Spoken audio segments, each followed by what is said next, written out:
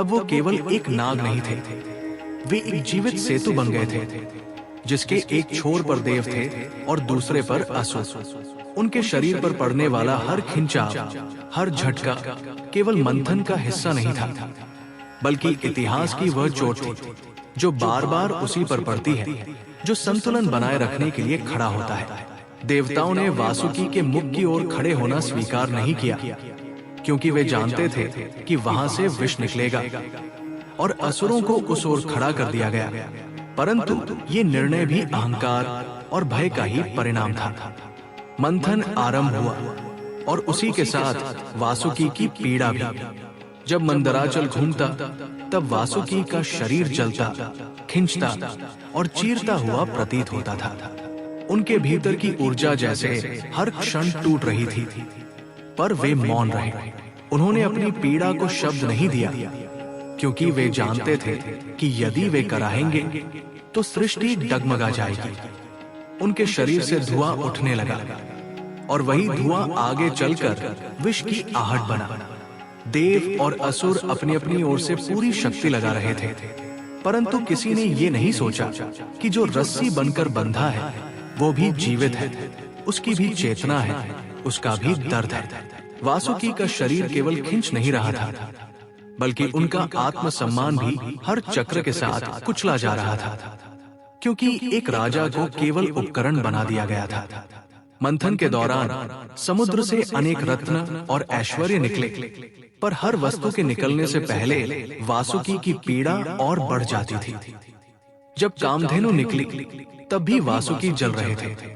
जब उच्चैःश्रवा प्रकट हुआ तब भी उनका शरीर थरथरा रहा था। जब लक्ष्मी का उदय हुआ तब भी वासुकी की स्थिति वही रही, बंधी हुई, मौन और सहनशील।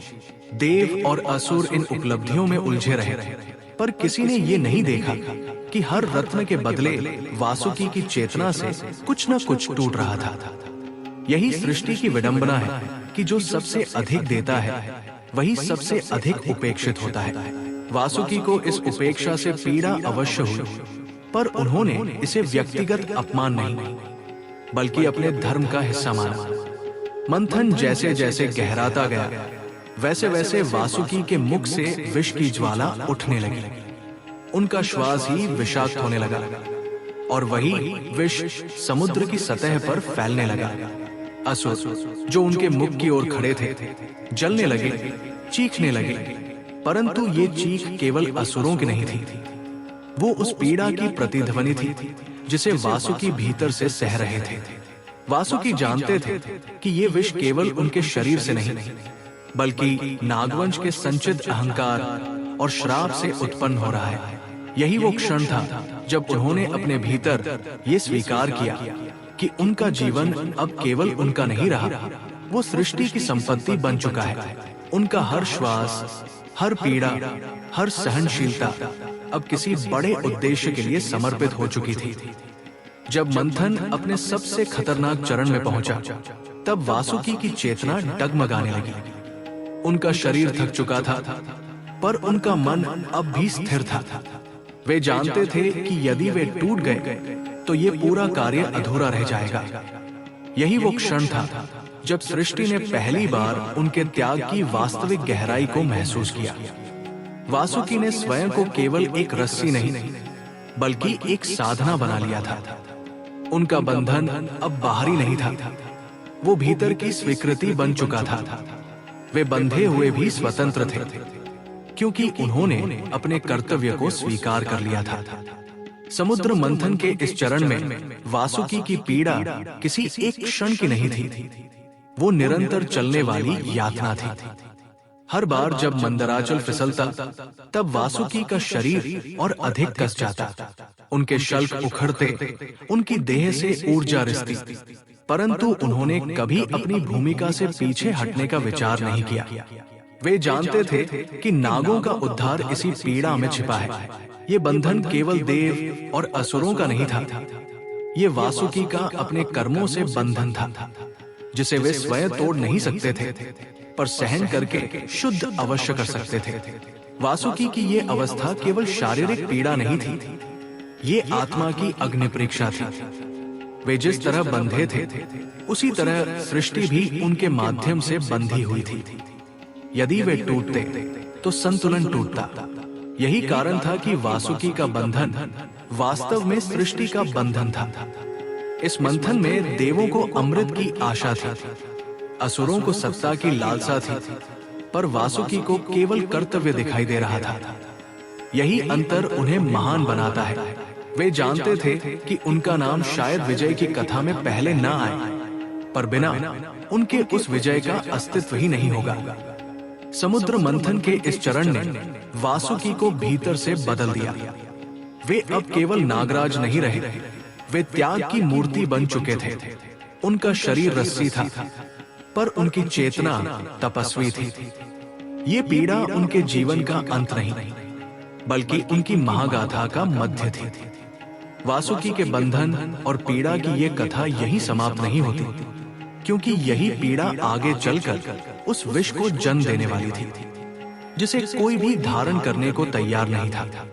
और जब पूरा ब्रह्मांड उस विष से कांप उठेगा, तब वासुकी की सहनशीलता, उनका मौन और उनका त्याग एक और भी बड़े बलिदान की भूमिका तैयार कर चुके होंगे। हलाहल विष, शिव और वासुकी का आत्म बलिदान। समुद्र मंथन की पीड़ा जब अपनी सीमा को पार कर चुकी थी और वासुकी का शरीर केवल रस्सी नहीं बल्कि साक्षात तपस्या बन चुका था, तभी उस मंथन से वो तत्व प्रकट हुआ जिसने समूची सृष्टि को भय से भर दिया। ये कोई रत्न नहीं था, कोई ऐश्वर्य नहीं था, बल्कि वह था हलाहल विष, सृष्टि का संचित अंधकार, युगों युगों का क्रोध, अहंकार और असंतुलन। ये विष केवल समुद्र की गहराइयों से नहीं निकला था, बल्कि ये उस पीड़ा का परिणाम था जिसे वासुकी ने अपने भीतर सहा था, और उस स्वार्थ का प्रतिफल था जिसे देव और असुर अपने हृदय में धारण किए हुए थे।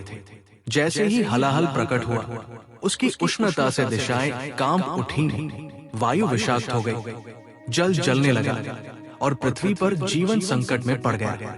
ये विष किसी एक लोक के लिए नहीं था, ये समस्त सृष्टि के विनाश का कारण बन सकता था। देव भयभीत हो गए, असुर घबरा गए, और वही देव जो अमृत के लिए मंथन कर रहे थे, अब स्वयं अपने अस्तित्व की रक्षा के लिए मार्ग खोजने लगे। वासुकी के लिए ये क्षण केवल भय का नहीं था, बल्कि एक गहन आत्मबोध का क्षण था। वे समझ गए कि ये विष केवल समुद्र का नहीं, ये उनके अपने भीतर संचित विष का भी प्रतिरूप है। वो विष जो नागों ने अपने अहंकार से, अपने कर्मों से और अपने श्राप से इकट्ठा किया था। मंथन के दौरान जो विष वासुकी के मुख से निकल रहा था, वो इसी हलाहल का पूर्व संकेत था। अब जब ये विष पूर्ण रूप में प्रकट हो चुका था, तब कोई भी उसे धारण करने को तैयार नहीं था। देव जो स्वयं को धर्म का रक्षक कहते थे, पीछे हट गए। असुर जो स्वयं को निर्भय मानते थे, भय से कांपने लगे। उस क्षण सृष्टि ने ये अनुभव किया कि शक्ति और भय एक साथ नहीं चल सकते। जब तक शक्ति अपने लिए है, तब तक वो गर्व देती है, पर जब वही शक्ति त्याग मांगती है, तब भय उत्पन्न होता है। वासुकी उस विष को देख रहे थे और भीतर से शांत हो रहे थे। उन्होंने समझ लिया था कि उनका बंधन, उनकी पीड़ा और उनका मौन इसी क्षण के लिए था। यदि कोई इस विष को धारण कर सकता है, तो वो वही है जो स्वयं विष से होकर गुजरा हो। वासुकी जानते थे कि उनका शरीर पहले ही विषाक्त हो चुका है, उनका श्वास पहले ही जल चुका है और उनकी चेतना पहले ही अग्नि में तप चुकी है। पर वे ये भी जानते थे कि ये विष उनके लिए नहीं है, क्योंकि यदि वे इसे स्वयं धारण करते तो नागवंश का पूर्ण विनाश हो जाता। ये विष किसी ऐसे को चाहिए था जो स्वयं सृष्टि से परे हो, जो न जन्म से बंधा हो और न मृत्यु से भयभीत। यहीं पर शिव का स्मरण हुआ। शिव जो न देव थे न असुर, जो न सृजन से बंधे थे न सहार से, जो स्वयं वैराग्य और करुणा का संतुलन थे। देवों ने शिव की शरण ली, क्योंकि उन्हें ज्ञात था कि केवल वही इस विष को संभाल